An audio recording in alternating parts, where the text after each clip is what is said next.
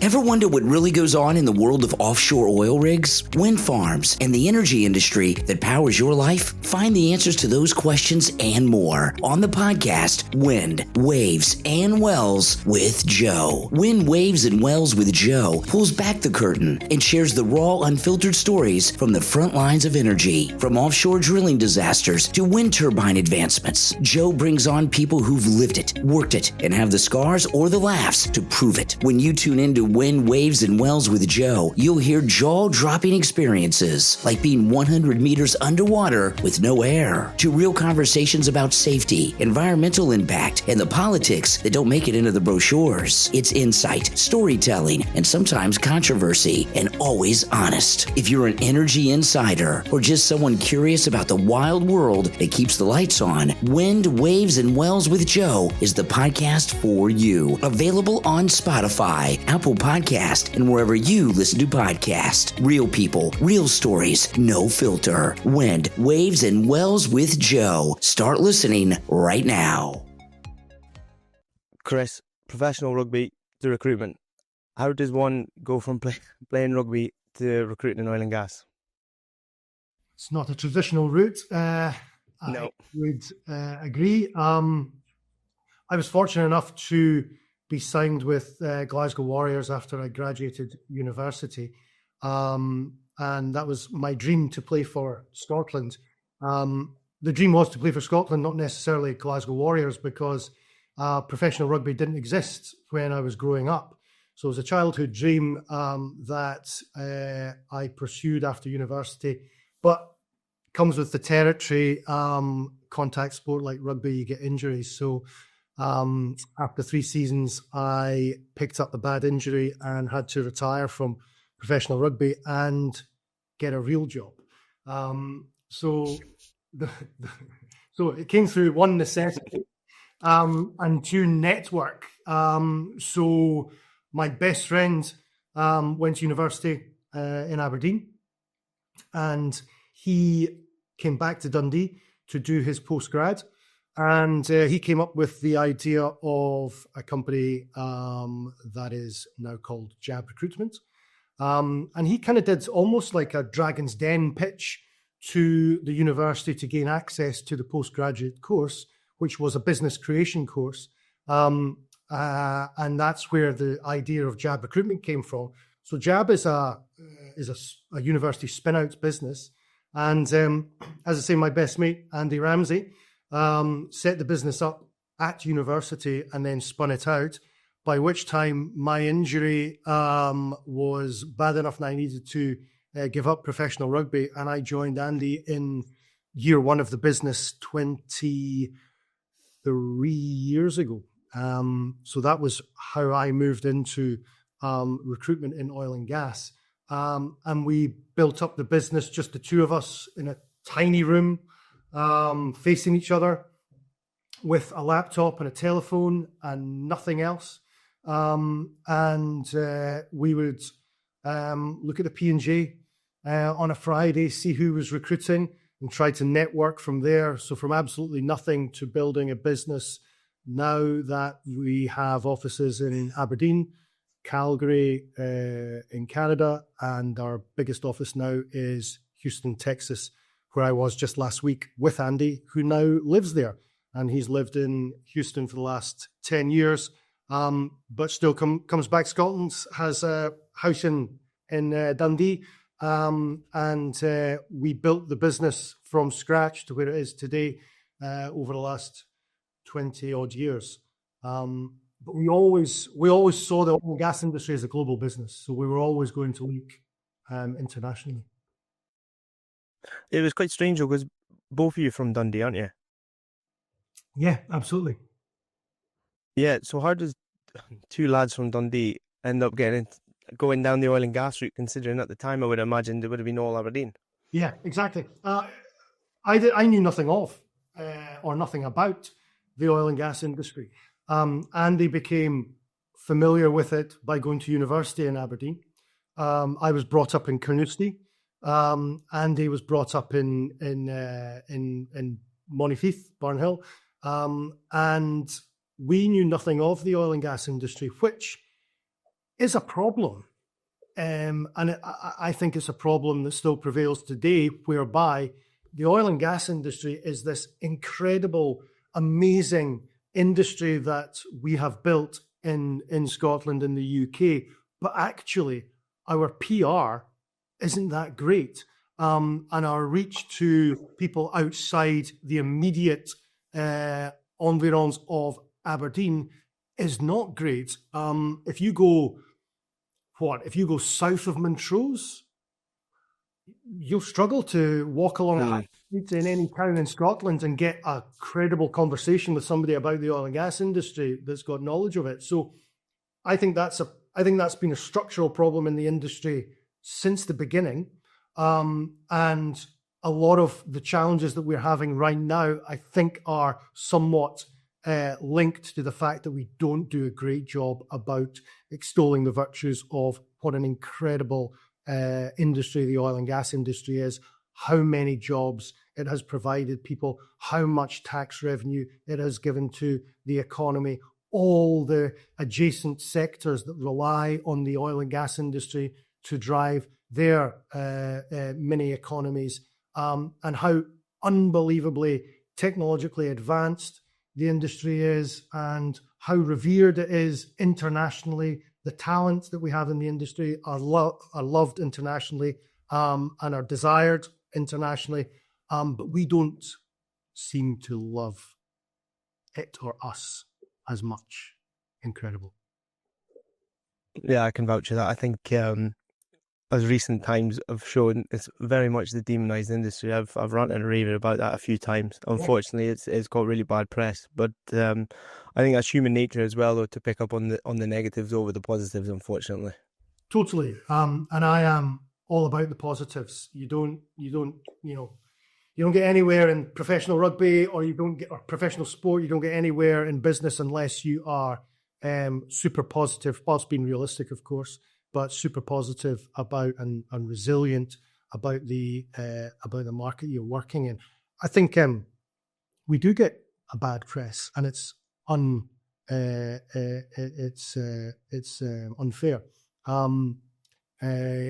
We are demonized as a dirty industry, as a sunset industry, as an industry in decline, and I think that we should be put on a pedestal and looked at much more favourably than we are for what we've contributed to the UK and the world since oil and gas was first discovered in the North Sea.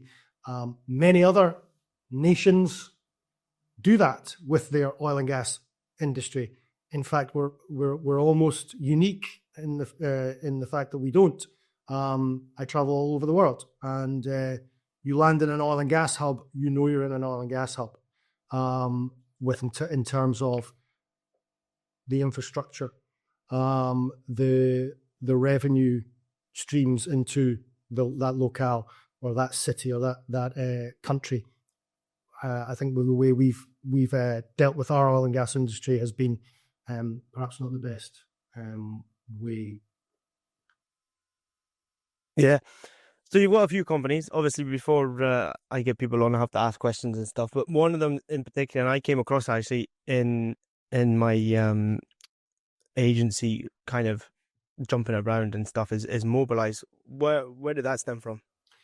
Yeah, so Mobilize is a tech company. So Mobilize comes from 20 odd years of recruiting and mobilizing workers, oil and gas workers and energy workers globally. So North Sea, Middle East, Africa, Asia Pac, North America, all over the world, through our traditional recruitment agency, Jab.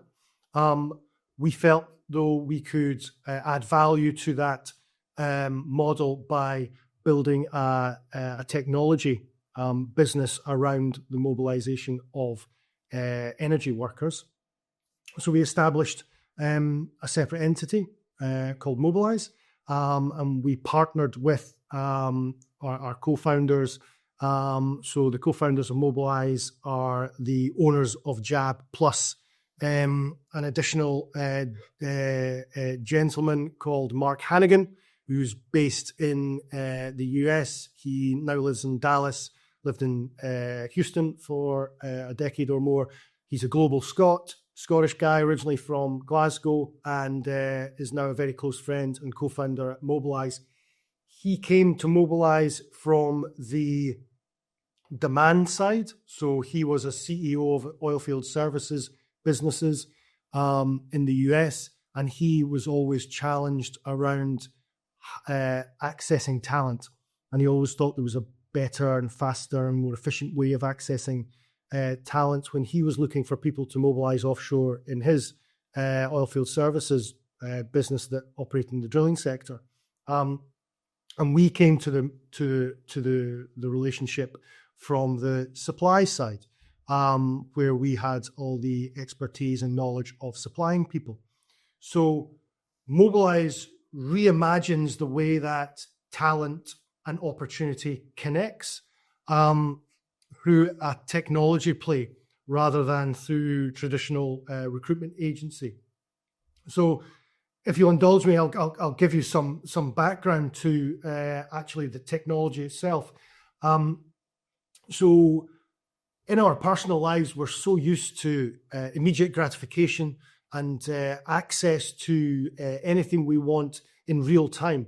So, if we want a taxi, we no longer phone a taxi rank, right? We jump on Uber and we follow our car to our front door.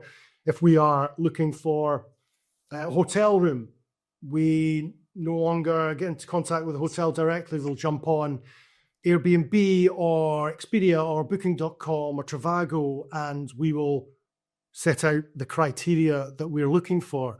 And that is all we will see. If we want a 4-star hotel, we are only willing to pay between 150 and 200 pounds, and it needs to have a swimming pool, and it needs to be in Edinburgh, then that's all we will see. We will not see a 5-star hotel or a 3-star hotel that costs 250 pounds a night and it's in London. We'll see exactly what we're looking for. Skyscanner, the same. Booking food, all the same. Ordering food, all the same.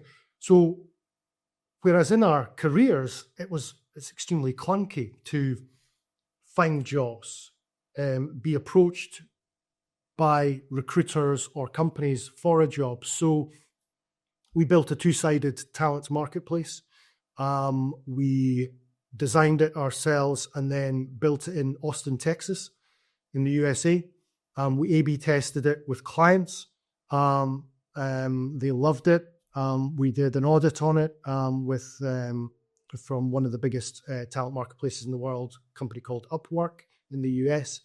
Optimized it, and we shipped the current version, which is in the Apple Store and Google Play Store right now. And workers download the app, upload their profile, skills, certificates, CV, all their experience sits one time in their secure wallet. And then employers publish opportunities inside the app, and there's a match. And workers will get a notification on their smartphone to say, hey, Halliburton, love you. Schlumberger, love you. Total loves you. Whoever the client might be. And the guys will swipe right to say, yeah, I'm interested. They'll swipe left to say, no, it's not for me. Or, importantly, they can share the job with their network. So what's happening is you're getting an expert in a particular job sharing that job with their friends, colleagues, and it's the fastest way to access opportunity, and the worker speaks directly to the employer. We've taken out the middleman, taken out the broker, the agent. It's the ability to speak directly with the employer, and it's just had amazing success. So we've tested a couple of 2,000 jobs on the app to make sure that the matching algorithm works. We've done pilots with 100 companies, We've had over 70,000 swipes on the app. The most interesting one, which from your point of view as part of the workforce, is that job sharing feature that we have on the app. So that job sharing feature went live 4 months ago. And in the last 4 months, we have had 25,000 job shares. So that is off the scale in terms of referral. Mm. And do you know what that tells me? That tells me that the workforce is looking after each other. That is the workforce working collaboratively, right? That's the workforce saying, hey, yeah, that job's good for me, but I see there's a bunch of jobs on this hitch. I'm going to share it with my mates. And that's the really powerful thing. One of the really powerful things, that the workforce is taking back control, looking after each other in a challenged time, and helping each other out around the job market right now, which is a challenge. And it's because there's nothing else like that out there, right? So the workers are really responding extremely positively to it, and the employers are seeing that this is a new way to access talent. How does it work for? Because let's be honest, I think energy in a whole is a little bit different in terms of recruitment. You've got your generic sort of like take on, you're on for long term kind of thing, and then you've obviously got your dirty day raters, your job to job hoppers, like myself. How does it work for them? Yeah, it's really it's built for the entire industry. But if you are a day rater, working contract in the oil and gas industry or energy industry, this is perfect for you. So you are able, you will get access to opportunities for 2, 3, 4 week hitches, even gaining opportunities that turn into rotations, and you are able to set up the next few months or years of your career by accessing these jobs, swiping right on an opportunity, and setting up your contract jobs moving forward. So it's perfect for the contract community in the oil and gas industry. That's grand, but how would the recruitment firms take this one? Well, then again, I know you've got your own one as well, but how does this put their nose out of joint? I'm more interested in the workforce, right, and providing a great service to the workforce that has provided me with a livelihood over the last 23 years. So for me, we are a people-centric business. We start with the worker. It's all about the worker. We're a purpose-driven business that want to make sure that the oil and gas industry workforce is looked after at this challenging time, and not left behind in the same way that the coal miners and steel workers were left behind before us. So for me, it's about making sure that Mobilise delivers on jobs for the oil and gas workforce today in the oil and gas industry, where we need to maximise economic recovery, and hopefully government will change their policies at some point. Might be a different government, and we can actually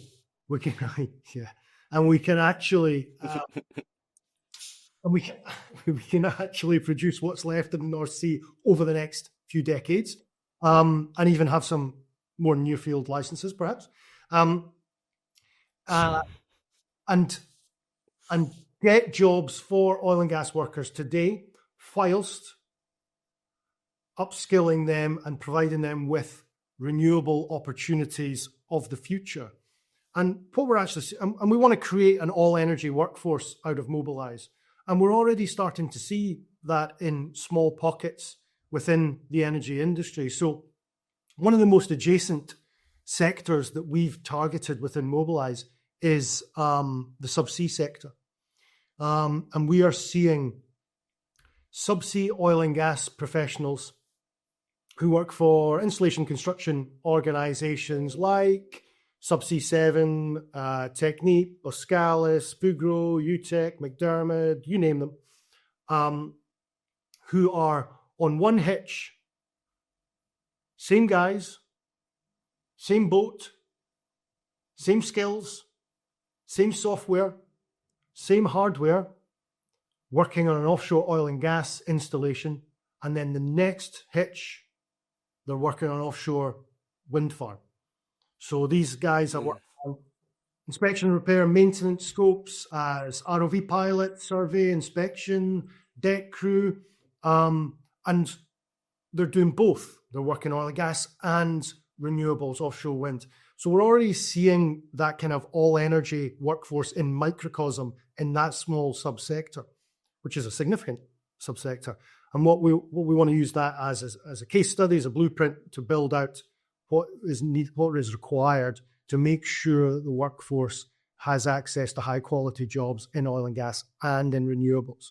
Now, there's loads of challenges around that, and we can get into that if you want, around certification and conflict of interest and vested interest.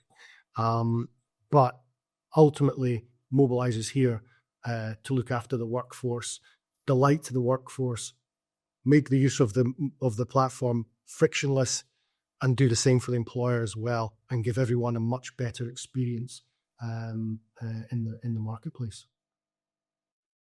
No, we probably can get into that actually, because one thing that's probably going to become quite apparent, and at the moment I've spoken to a couple of boys recently who are in oil and gas, and they say the work's it's drying up at the moment. Obviously, the UK's not exactly the greatest place at the moment for oil and gas workers, but they have, because I've moved into renewables, they've asked a couple of things about that. But I guess we can, in some way, elaborate. There is people listening. How do you kind of transfer your skills over from oil and gas into renewables? Because let's be honest, especially on the vessels, there's plenty of similarities. Oh, totally. So there's been loads of academic work done on this, great academic work done on this by Robert Gordon's University, by Professor Paul Deleu, has done amazing work with white papers on transferability of skills, and published these papers. And 80% of the oil and gas workforce have a high ratio rating for transferability of skills.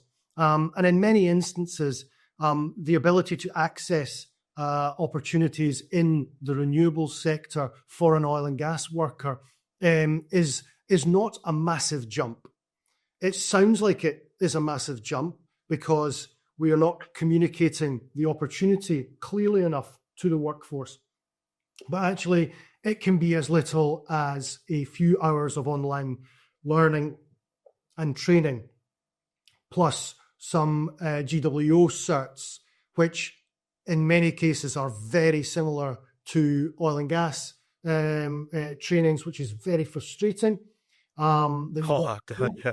It's brutal. I hate that. I do BOSI, it's done GWOs, and that GWOs is to me, I think it's totally unfair. It's only a 2-year course. Absolutely scandalous. Yeah, totally agree, right? Totally agree. And that's a challenge that GWO and APITO have, and GWO and APITO tried to work together on the Energy Skills Passport, and that's challenged.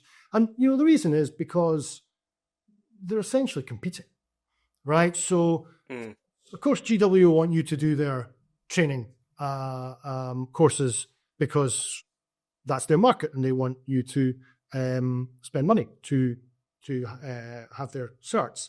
Similarly with oil and gas, there are a lot of commonalities in those training courses, and it's about identifying the commonalities and then saying, fine, we recognize that those are the same, and then only looking at the aspects that are unique, and doing top-up training, which is much less onerous, takes much less time, costs much less, and looks after the worker rather than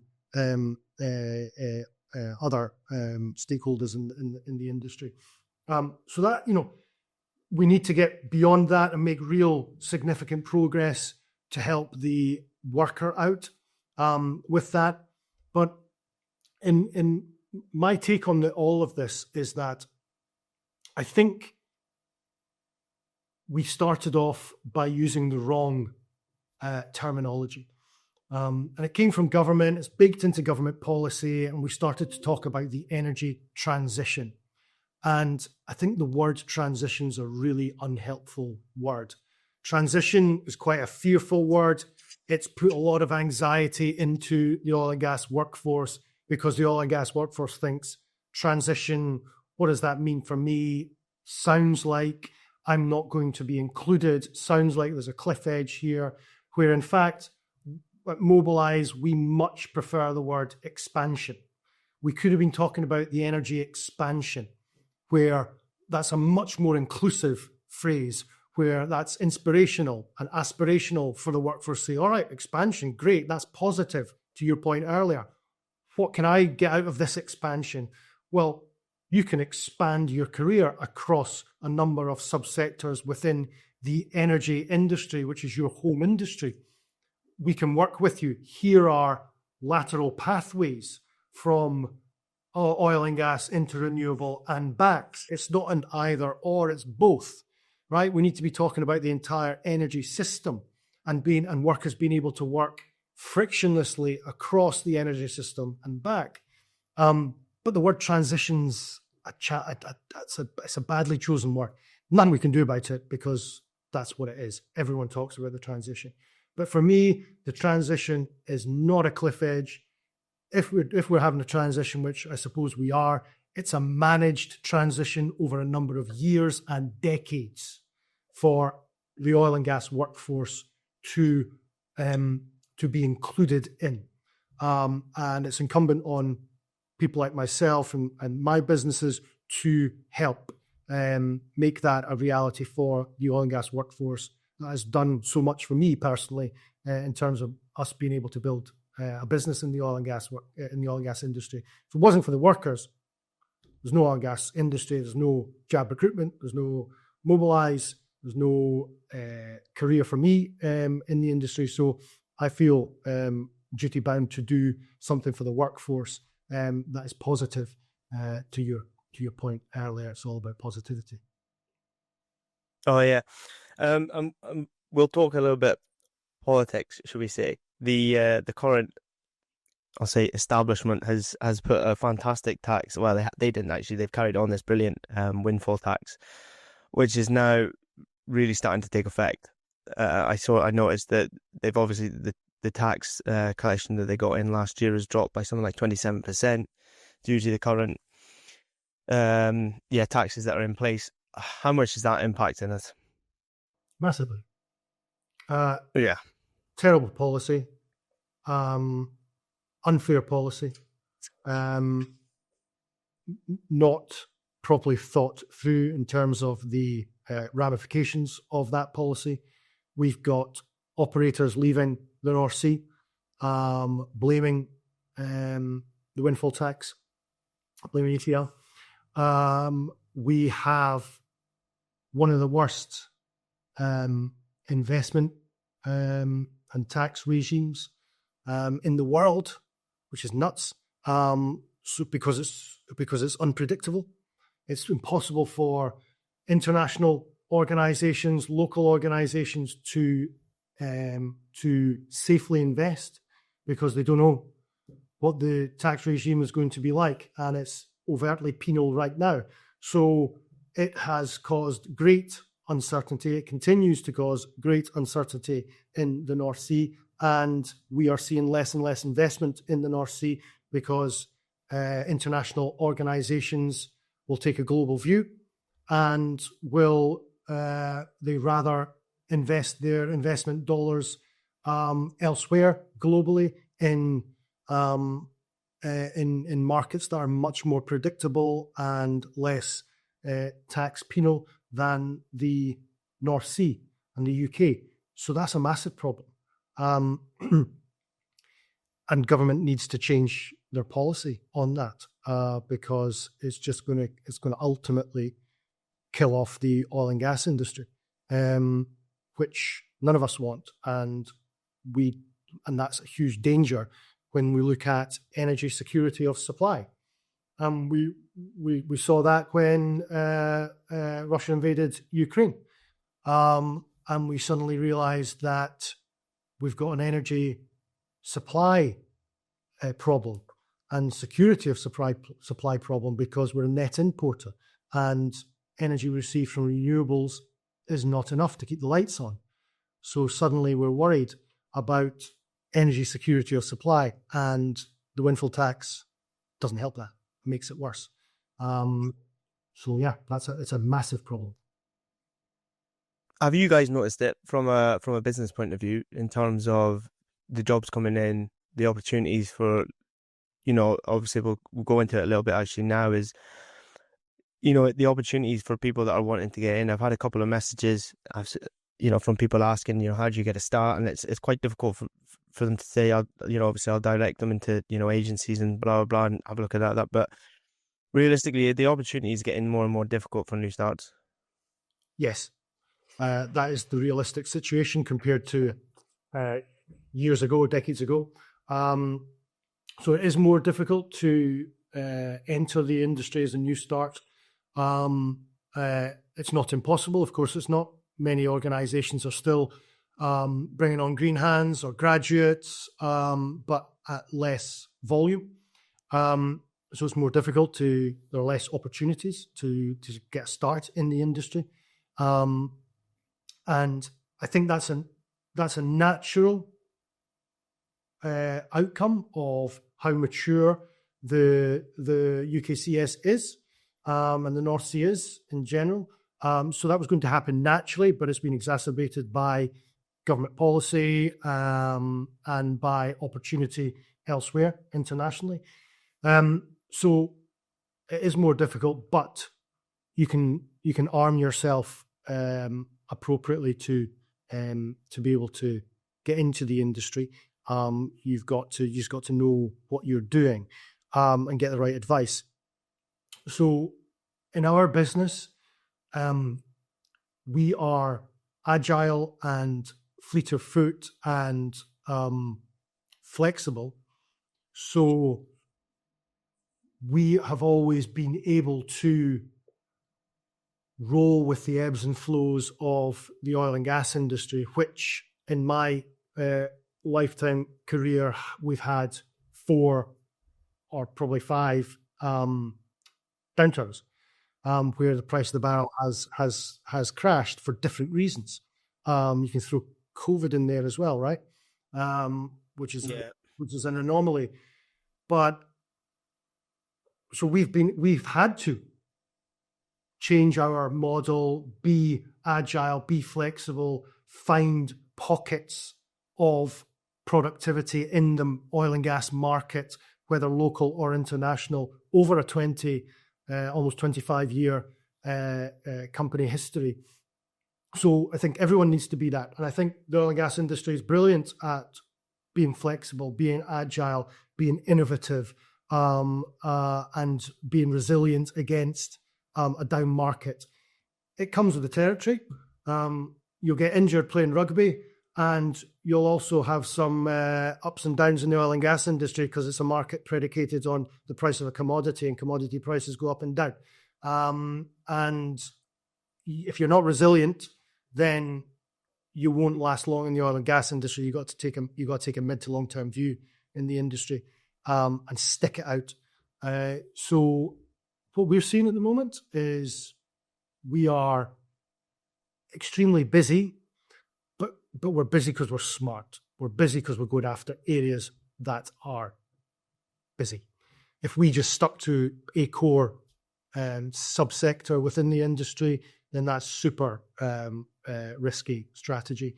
So we are agile and flexible, and we build up domain expertise across a number of verticals within the oil and gas and energy industry. And we diversified across renewables 14 years ago. So, we understand the renewables market as well as any recruitment organization, because we, not by design, actually, we were led by a client who was trying to diversify into the renewables industry, as I say, 14 years ago. So can't claim amazing strategic decision there. That's just us following a client. But Yeah. hey, it's worked out well. The reason we went to Canada was because we followed a client. And then the reason we went to Houston, Texas was because we followed a client. And these clients were all Aberdeen companies that had been super successful in the Aberdeen market, and Scottish companies, Scottish talent, Scottish ideas, Scottish entrepreneurialism, Scottish business owners growing their businesses internationally because skills, technology, expertise was highly sought after in the tar sands, for example, in Calgary. So we followed one of our clients out there. Same thing in Houston. The oil and gas industry is a global industry, and what we're seeing right now is we're kind of seeing an exodus of talent as well away from the North Sea to international waters, and that's a big worry as well. We want to keep our talent employed here in the UK and in Scotland. Where's your busiest office? Houston, Texas, by miles. Yeah, it's busy. Yeah. Right. Yeah. Texas. I thought that might be I take it the oil and gas industry in the States hasn't really calmed down, so to speak, have they? If anything, it's the opposite with Trump at the helm, is it? You would think so on the surface of it. The oil and gas industry in the US is highly challenged as well. Mass redundancies right now.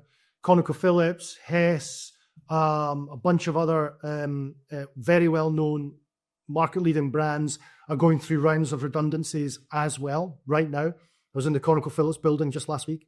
I was with Hess as well.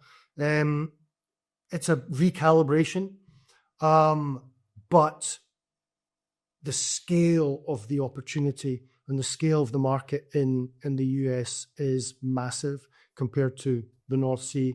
So it soaks up rounds of redundancies much more effectively. But there's challenge all over the world in the energy sector, regardless of where you are. But in terms of investment, in terms of certainty, in terms of return on investment, the US market is in great shape, and we have grown 54% last year in the US. Yeah. Wow. Yeah. So, the opportunity in the US is huge because of the size of the market. And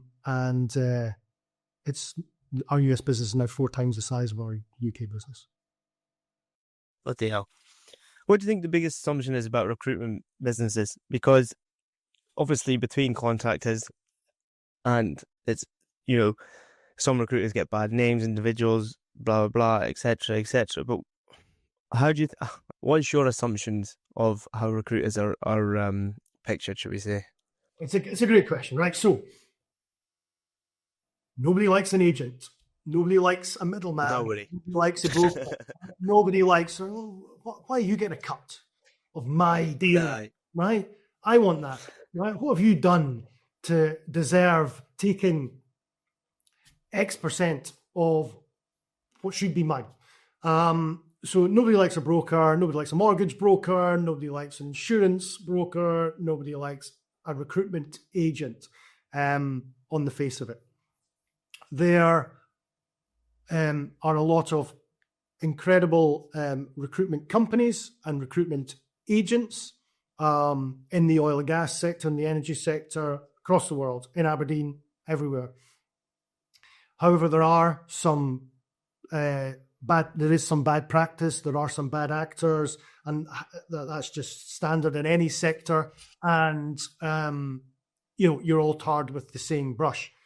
At Jab, we always took that as a great opportunity to differentiate ourselves and say that's great that there's some bad practice out there, because we can look even better by providing a great service. For us, it's always been about having a consultative approach. It's always about being an expert in your field, so understanding the industry. I think that's what workers want. The workers want to feel as though you know what they are, who they are, what they do, what particular niche within the sector they're operating in. You understand the market, you know where it's come from, where it is today, where it's going tomorrow. You know the major employers and where they can get a job, and you've got your finger on the pulse, and you're credible. You're an expert. If you have all of that, then I think the worker will appreciate you. If you don't, well, then don't expect to be appreciated if you've not done the yards. You've got to put in the reps. You got to put in your 10,000 hours, as Malcolm Gladwell says, right? You got to master your skill. It's the same in sport as it is in business. If you want to get respect, you got to earn it. So I think good recruiters are liked and bad recruiters are hated. That's normal. It's quite funny because I moved into renewables last couple of years ago, and one thing I have noticed, and it's not just me, there's others, there seems to be recruiters in renewables popping up left, right, and centre. I mean, all the time, there's just recruiters everywhere, recruiting for everything. Do you think, like, it might be a bit outspoken here, but how much do you think they're trying to capitalise on what I think at the moment is a bit of a boomtown for the wind industry? 100%. Yeah. Right. I thought that'd be the case. Right, so it's 100%. And it's a perceived boom in the wind industry, right? The wind industry cost models hugely challenged, right? And yeah, there are loads of issues in the offshore wind industry, which will be ironed out over the next number of years, and we'll get to where we need to get to. But it's an immature market, so there'll be some growing pains, and we'll get to where we need to get to. That's another story. In terms of recruiters jumping all over the renewable sector, no wonder, right? I would have done it if we weren't already in it. So I don't look down on it on a recruitment company suddenly popping up overnight or bolting on a renewables department. You as a business owner or as a business, you go where the revenue's at and where you're going to get your return on investment. I think what the workforce needs to do is work with recruitment companies that are genuinely credible in the space. So those that have worked in the renewable sector over a number of years, rather than just turn up overnight because there's lots of vacancies in the sector. As I say, we were lucky. We got lucky that a client 14 years ago moved into that sector. It was grid connection. Started off as grid connection from offshore power station, wind farm, onshore, and that's how we started in renewables. And then we built it out from there into what we do now is on and offshore wind, carbon capture, use and storage, hydrogen, wave, solar, tidal, grid connection, transmission, you name it. We are extremely biofuels, lots of biofuels right now. And we are upstream, midstream, downstream oil and gas, and right across the renewables sector. And we see this as the energy industry rather than oil and gas on one hand and renewables on the other. We've got to kind of change our mentality on that. 100% agree. Yeah, 100%. It's a bit of a stretch right now to do that because it's a change in behaviour, it's a change in thought process. But anything that needs to be changed is tough at the beginning, and then it gets easy. So we need to be thinking and talking about the energy industry rather than oil and gas on one hand and renewables on the other. Once we start doing that, then we'll get genuine collaboration. We'll get hopefully somewhere where there's a recognition between GWO and oil and gas certification and training, the commonality there, and we'll then have a genuine all-energy workforce that can work across the energy system frictionlessly from hydrocarbons to low carbon. What's the plan for Jab Mobilise over the next few years? Where do you see it going? So for Mobilise, we are a new organisation that is changing the way that recruitment is undertaken in the energy sector. So we've reinvented and reimagined the whole workflow around how talent and opportunity connects, and it's a tech play.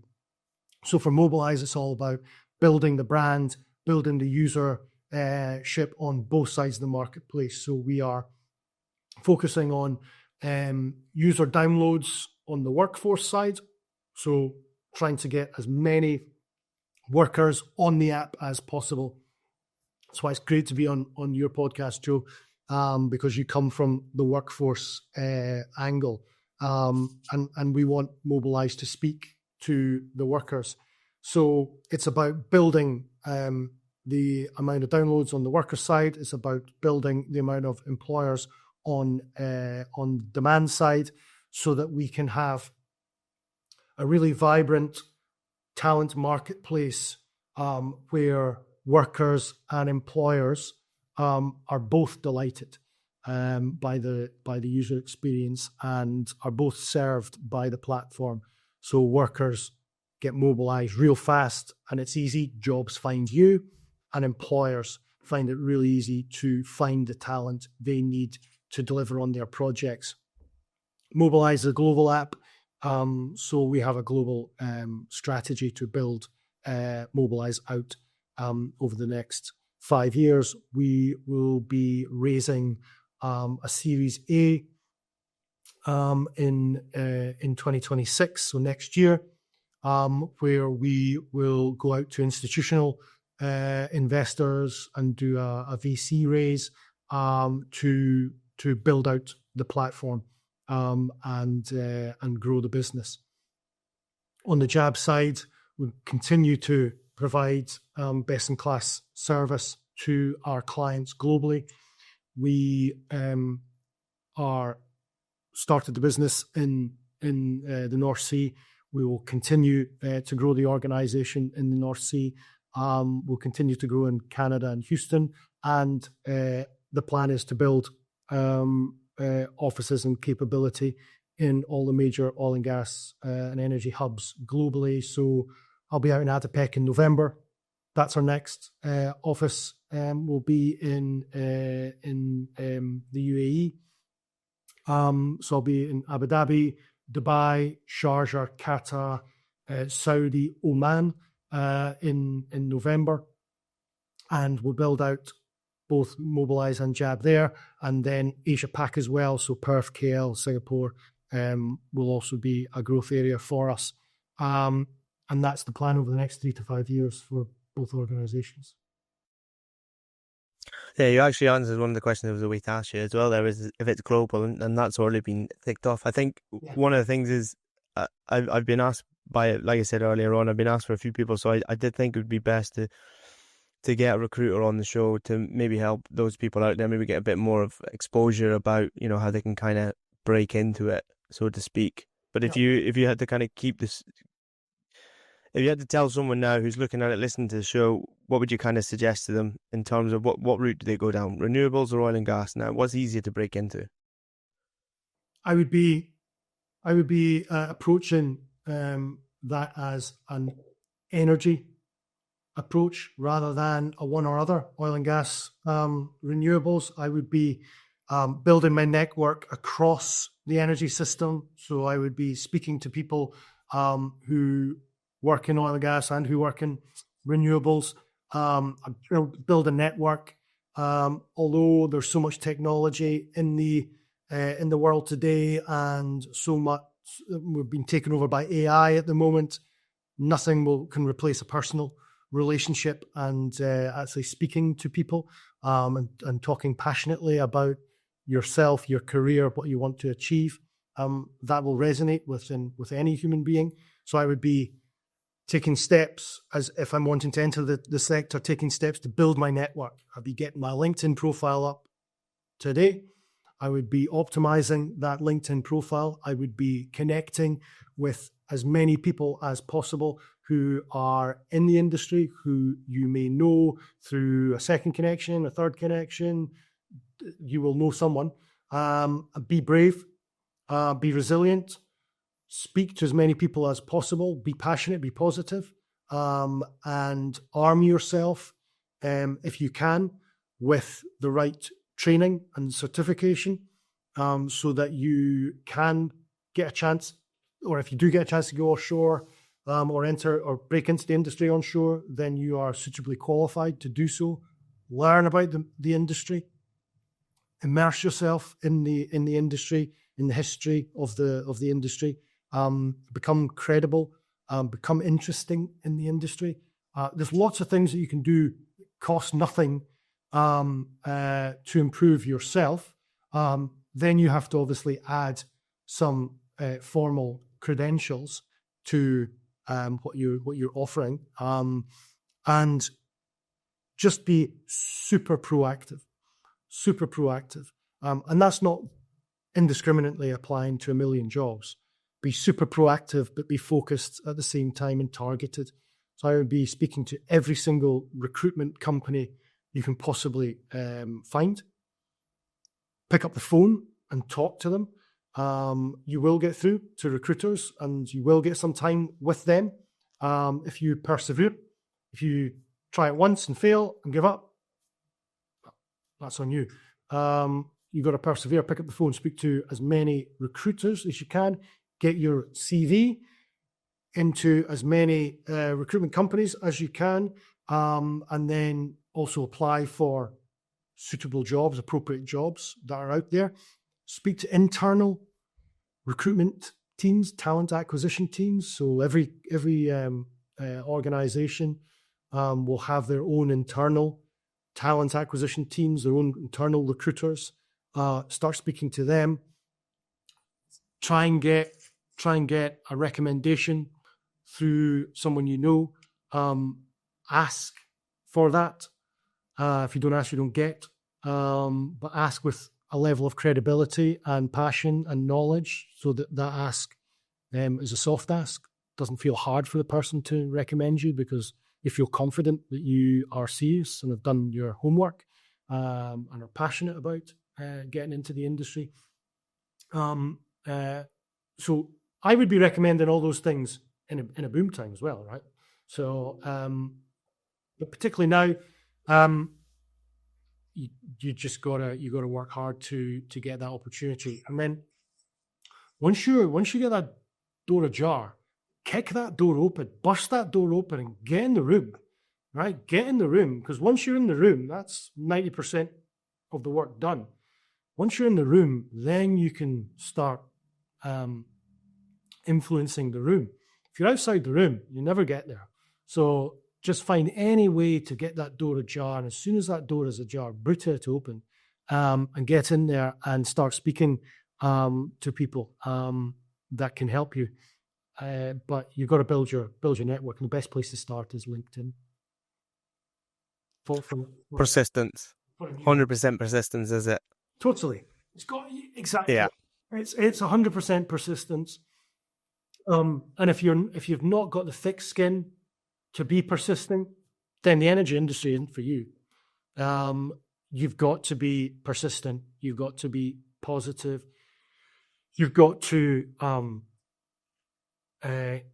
not get down, or if you do get down, bounce back pretty quickly, right? You're allowed to fail. Failing's not a bad thing. Failing's a good thing as long as you learn from it and you fail forward. People are worried to fail in the UK. You go over to America, if you've not failed at something, people think that you've never tried anything. It's like a feather in your cap. You know, if you never had a failed business in America, well, you're not a businessman then. You know, whereas over here, right? Over here, everyone's worried about failing. Everyone's worried about the reputation for failing, for being a failure. It is okay to fail. Don't be scared about failing. The only thing you need to do if you do fail is fail forward. Learn fast. Turn that failure into learning. Turn it into an asset for yourself. Sweat that asset for your return, and then leverage it to do something bigger and better next time. It's the marginal gains thing, right? Positive mindset, marginal gains. Be a little bit better today than you were yesterday. That's what professional athletes do every single day. It's what great workers do in industry every single day. It's not only for CEOs and owners of businesses. It's for every single person, every worker in industry. If you turn up with a growth mindset, you turn up with positivity, you turn up saying to yourself, I'm going to be better today than I was tomorrow, even if it's by tiny percent, then those are the attributes that will get you somewhere and be successful in life. But you've got to get in the room. Over your whole career, rugby, recruitment, mobilised, everything, what stands out as your proudest? Proudest moment? Good question. Really good question. The other ones are the old one I used to have was getting a bit too repetitive, so I was like, yeah, I'm gonna have to change this one up. What's my most proudest? So a few things to say here. God, that's a difficult one to answer because I'm proud of a lot of things I've done, but not outwardly proud. Like not show offy or anything like that. Showboating, yeah, I know what you mean. I'm not interested in that. That doesn't particularly interest me at all. Turning pro for the first time in 1996 as a 19-year-old was pretty cool. So that's when when rugby turned professional for the very first time. In 1996, I was 19. I was just finished first year university. I deferred second year university to turn full-time pro with what at that time was called the Caledonia Reds, the Cali Reds. That's when Scotland decided that they would have 4 professional rugby teams. So at the time it was the Borders, it was Edinburgh, Glasgow and the Cali Reds, 4 professional rugby teams. Within 1 year, the Scottish Rugby Union realised they didn't have enough money to subsidise and fund 4 teams. So they got rid of 2. They got rid of 1 actually to begin with and amalgamated and got rid of 2 ultimately. So I did a year as a full-time pro and I was the youngest professional ever in Scotland at that time, just by happenstance. I was just the youngest that turned pro at the time. We all turned pro at the same time. 1 year and had to go back to uni because there wasn't anything left. So finished uni and then signed for Glasgow. That was pretty cool. That was pretty cool to achieve that. That's tough because there's only 2 teams, right? They'll only take a few new players every year. So it's not as if there's lots of opportunity there. There's only a handful of players that get signed every year as fresh pros that haven't been pros before. So that's hard, and there's only two teams. It would be like Scottish football, you can only play for Rangers and Celtic. There's no one else. Yeah. You want to be a professional footballer in Scotland, then if you're not good enough to play for Rangers and you're not good enough to play for Celtic, go and find it. There's plenty of other teams. Well, no. I'm saying in Scotland, there's only there's only Edinburgh and Glasgow. So sorry for the rugby side. Sorry, I thought I'm with you. If you're not good enough to play for Edinburgh, Glasgow, and as a kid coming through, then see you later, right? You need to go and and find a job. So I'm pretty proud of that. I'm really proud of what we've done in Jab Recruitment and in Ramsey Black and in Mobilise. I think I'm really proud of my business partner, Andrew Ramsey, for what he did, which is starting something from nothing with no experience, and what we've created over the last almost 25 years. That's pretty cool. Pretty proud of that. That's been incredibly hard, super hard. What Andy and I have done to get there, and without our friendship and resilience, others would have failed.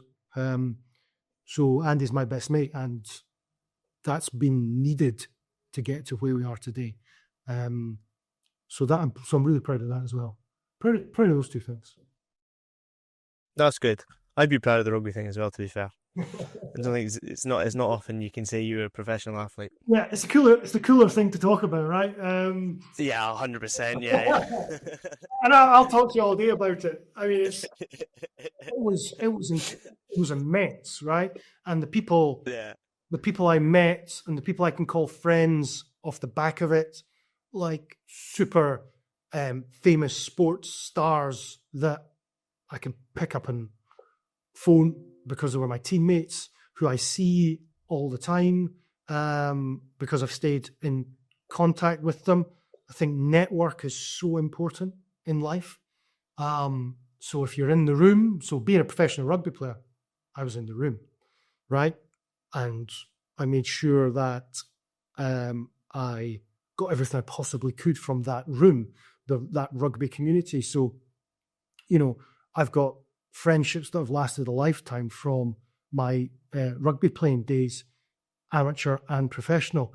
But the relationships that I got through the professional ranks with guys who went on to captain Scotland, play 100 cats for Scotland, be the top point scorer Scotland's ever had, to play for the British Lions multiple times. I can call them like close mates and, send a WhatsApp right now. And that was because of what rugby has given me and what you put into a network. And it's so important to build that network because that's a human interaction and that's the most powerful thing that you can possibly have. And it will serve you for the rest of your life if you surround yourself with good people. So, I'm attracted to positive people. Doesn't really matter what they're positive about. It can be positive about tiddlywinks. If you're passionate about something, I find that engaging, right? It's infectious. Right, it's infectious. Yeah. Exactly. It literally doesn't matter, right? There's a study that talks about, let me remember it properly. There's a study that talks about people that are able to sustain a network over a lifetime. And the outcomes of that were the people that were able to do that were actually surprisingly different to perhaps what you might expect. So you might expect that somebody that's been able to sustain a really healthy, positive network over a lifetime would be someone who's super outgoing, or someone who is super intelligent, or someone who is super confident or sporty. And it's not the case. The people that are able to build and sustain networks over a lifetime are people who are able to identify that one thing in the other person that they like. So if you like people as a starting point and you're able to find something in them that you like, you can build a connection from that, and then a friendship from that, and a network from that. So it's about starting with people, and that's what Jab's all about. That's what Mobilize is all about. That's what I'm all about. Come from a team sport background. I'm most comfortable in a team with people around me. And if you can find that one thing in somebody that you like, then grab hold of that and build a relationship from there. People are too quick to say, I don't like him. No, I don't like him. Not for me. And you're like, well, really? I think they're all right. And I'm like, well, what do you like about them? There's this, that, and the other thing that I don't like about them. And then, well, what about that? What about that one thing? And then you build out from there. You got to like people in life. If that's your starting point, and then it's helpful to be likable yourself, right? But that's where I start from, and I think that's a healthy place to start from. Yeah, I think that's a great way to finish off as well, Chris. I think if people can take anything from this, is especially you're quite enthusiastic, positive yourself, and I hope people can kind of take that in and not think it's all doom and gloom when it comes to trying to get offshore or being offshore and whatnot anyway. So I think there's some good examples there. Thank you very much. Really appreciate it. It's been great to speak to you, Joe. I've been looking forward to this since you reached out. And good to speak to you. Yeah, thanks so much for coming on. Great, my pleasure. Speak soon.